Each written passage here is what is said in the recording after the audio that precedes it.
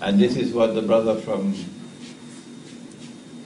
Mombasa, I believe, was speaking about in the tent. أَفَلَمْ يَسِيرُوا فِي الْأَرْضِ, will they not travel through the earth?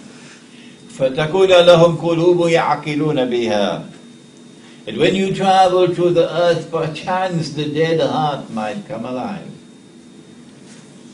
And then with that heart, you'll be able to understand what otherwise you did not. أَوْ آذَانٌ يَسْمَعُونَ بِهَا, and with those ears you'll be able to hear what otherwise you could not hear. فَإِنَّهَا لَا تَعْمَى الْأَبْصَارِ, truly, it's not these eyes that are blind. No. وَلَكِنْ تَعْمَى الْقُلُوبُ الَّتِي فِي الصُّدُورِ, what is blind is the heart which is inside the chest. And so now we know that the heart can see when there's faith in it. This is epistemology, the branch of knowledge which studies knowledge. And it is only after he answered that ihsan is that you should worship Allah as though you're seeing Him, yani, with your heart. Only then will we introduce the questions 4 and 5, which is the end time. When will the last hour come? He says the one who is being questioned has no more knowledge than the one who is questioning. He didn't say, I didn't know. He said the one who is being questioned has no more knowledge than the one who is questioning. What are the signs of the last day? The alamat as-sa'a. And then he replied and gave us 2. The first one, very easy. You got to be blind not to see it. That the naked, barefooted shepherds will be competing with each other in the construction of tall buildings. Have you been to Malaysia recently, anybody? And those who divert such enormous resources to the construction of spectacular high-rise buildings are a people who measure progress by the height of a building. And the Prophet is saying of them, some of them get angry when this is taught. You have the intellectual acumen of naked, barefooted shepherds. We are in the end times now. And so this is the time when, as never before, we need al-ihsan. It is not just a question of moral growth. Of course, you can never reach al-ihsan without moral growth.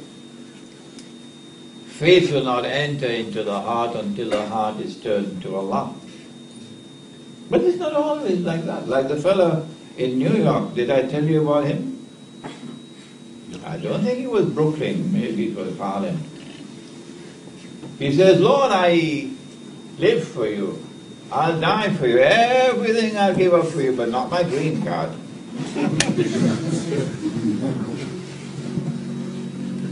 Not my green card. Well, there are many others like him. I can't do that because my business will collapse. I can't do it because I won't get a US visa. I can't do it because they can put my name on the no-fly list. I can't do it because if I do it, all the funding for my Islamic organization will dry up. They need to have something called ghusl, a bath, to wash that shirk. Because with the lips you were saying Allah, but with the heart you were saying something else. It is when the heart is turned to Allah, when you live for Allah, and as the class mentioned with the 10, you prepare to die for Allah. Now, alhamdulillah, now you are standing up.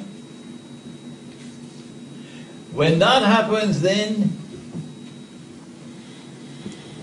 we know that these eyes cannot see without light.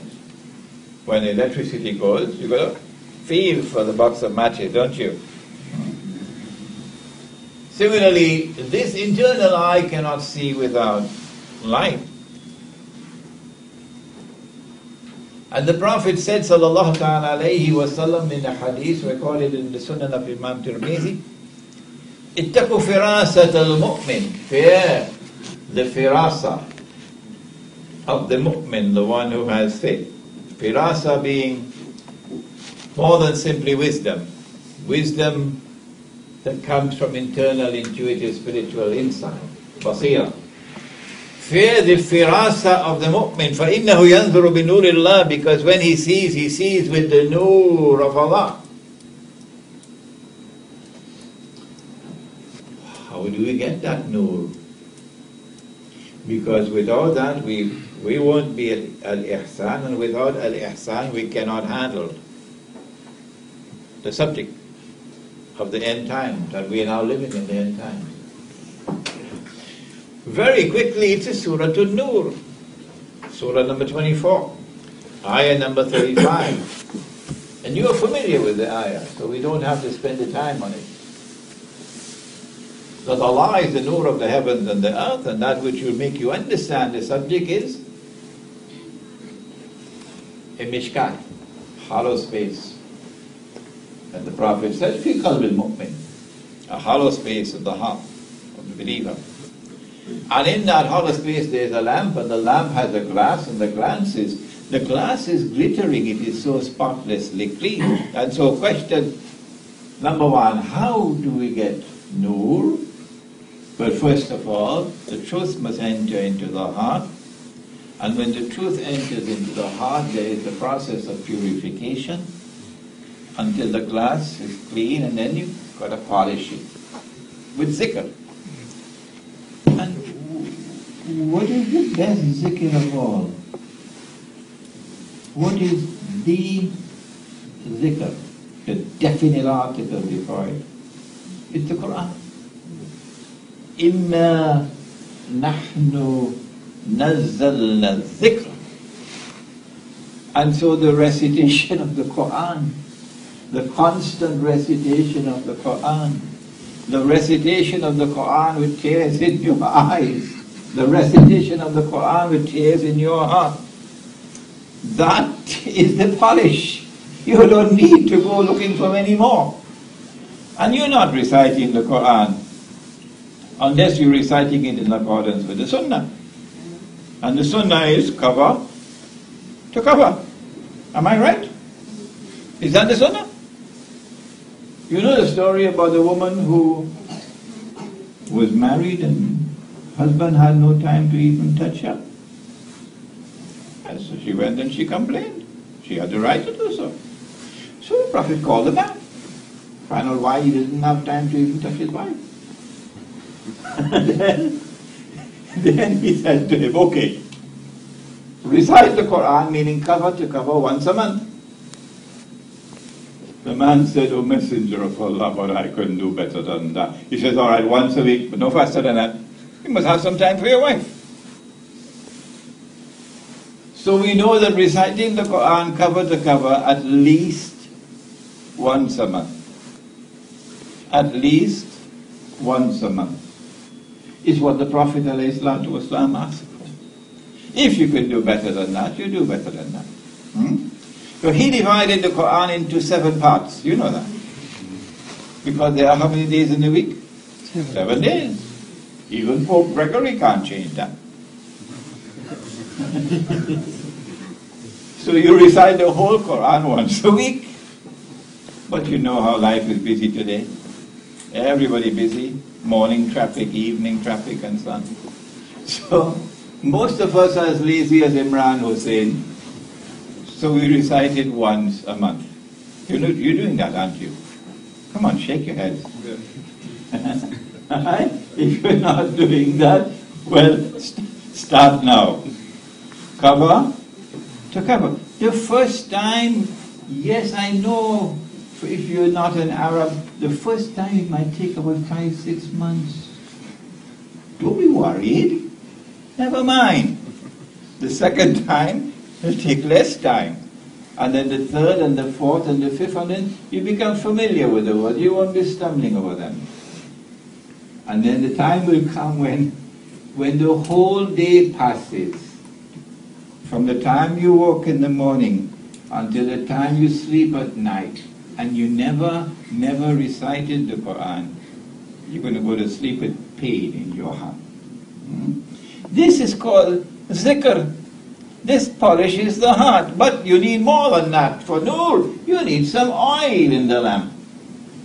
Not any oil will work for the last stage.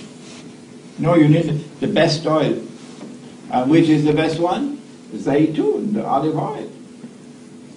And this is an olive oil tree that leans neither to the east or to the west. It stands firmly for Allah. And the oil of this tree is so pure. Why? Because he lives for Allah. He'll die for Allah, this fellow. So he produces the best oil of all. That it's glowing already, even though fire has not as yet touched it. So when that nur enters into the heart, the flame is lit, then anything he does, it's transformed into nur. Nurun ala nur. Yes, I know there are many more sophisticated ways of explaining the ayah. This is the most elementary, but this is the most important for us here. But how does the verse end? Wallahu bi kulli shay'in alim. Wallahu bi kulli shay'in alim. Ilm, knowledge. The ayah is sending a message that the purpose of the acquisition of nur is not for performing somersaults on the cloud. That would be spectacular. Whole of Cape Town will stop to look at you. He's somersaulting on a cloud. Or, but I saw him in the Hajj. He was going around the Kaaba. And you say he was here in Cape Town all through the time of the Hajj. Great feat, eh? 2 places at the same time and so on. That is not the supreme function of nur when it enters the heart. Rather, the supreme function is located in this search for knowledge. So that when you have nur, you can now see what otherwise you could not see. There's nothing mysterious about this subject, isn't it? Any one of you can teach this subject now. We've not trespassed beyond any barrier of the Quran or the Sunnah. We are planted firmly in the Quran and the Sunnah. And we have presented to you Islamic spirituality. And when it enters into the heart, and you can now see, اتقوا فراسة المؤمن فإنه ينظر بنور الله. Fear the firasa of the mu'min. But when he sees with the nur of Allah. Anybody could see the tall buildings. Even the former Prime Minister of Malaysia. But then he spoke about a slave woman giving birth to her mistress. And that one isn't easy. No. In order for us to penetrate this sign of the last day, of a slave woman giving birth to the mistress, we need